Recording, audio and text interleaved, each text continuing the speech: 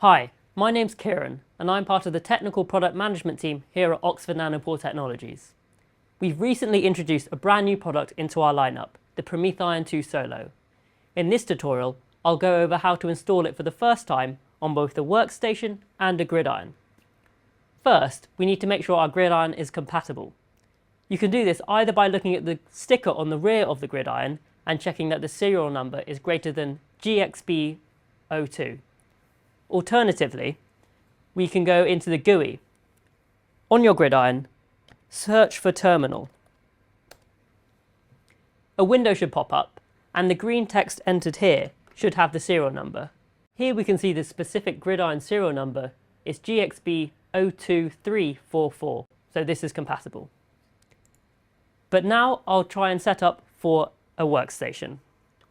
So what will the customer receive in the box? First, they'll receive a quick start guide. They'll also receive a 60-watt power adapter along with all the country bits that they will need. And finally, they'll receive both a 1 meter USB Type-C cable and 2 PromethION flow cell CTCs. On the back of the P2 Solo is a USB Type-C port. Plug one end into the port and the other end into the laptop. Additionally, take your power adapter and plug it into the barrel connector on the back. I'll just swivel it round and now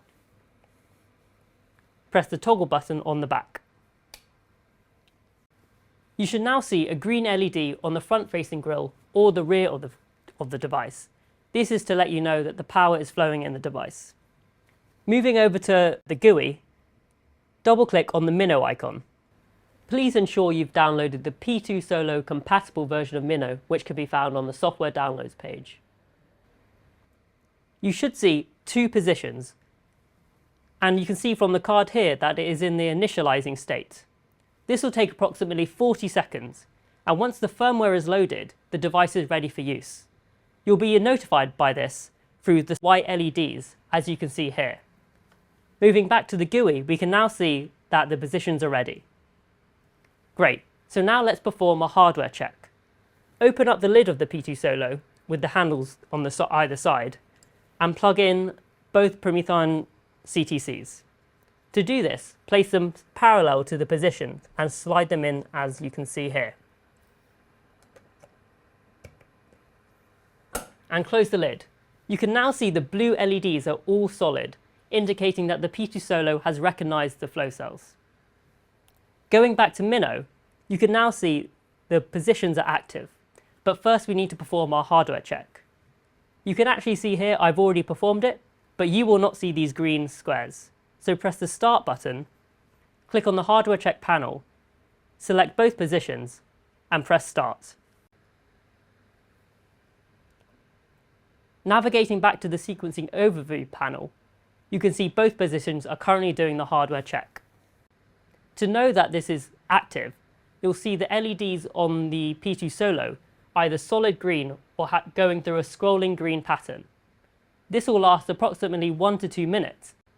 If you only plan on using one PromethION flow cell position, you only need to insert one of the CTCs. But here I'm doing both. Now we can see solid green LEDs on both positions. If I go back to the Minnow UI, you can see these green hardware check passed icons are on the positions. We've now completed the hardware check on the laptop. Now I'll do the same process on the gridiron. The steps are identically the same. Just take the USB Type-C port and I'm going to plug it into the rear of the gridiron.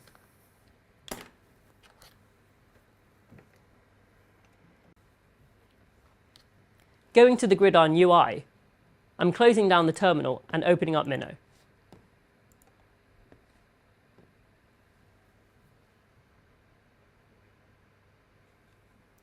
The UI is slightly different because now on the gridiron we have both 5 MinION flow cell positions in addition to the 2 PromethION flow cell positions. I'll now do a hardware check on the gridiron. Click on the Start icon, navigate down to Hardware Check, select both the P2 positions. You'll be able to identify the P2 positions by the P2S description underneath, and then click Start. Again, on the P2 Solo itself, you will see a green scrolling pattern indicating that the hardware check is in progress. We can see this here now. And again, this will take a couple of minutes to complete.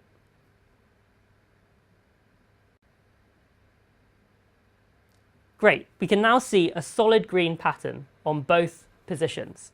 And navigating to the UI, you can see that the hardware check has been completed, with both passing. Great, now you've set up the P2 Solo on both the laptop and a gridiron. I hope you found this really informative and were able to follow it. If you'd like to learn more, please visit the Nanopore community.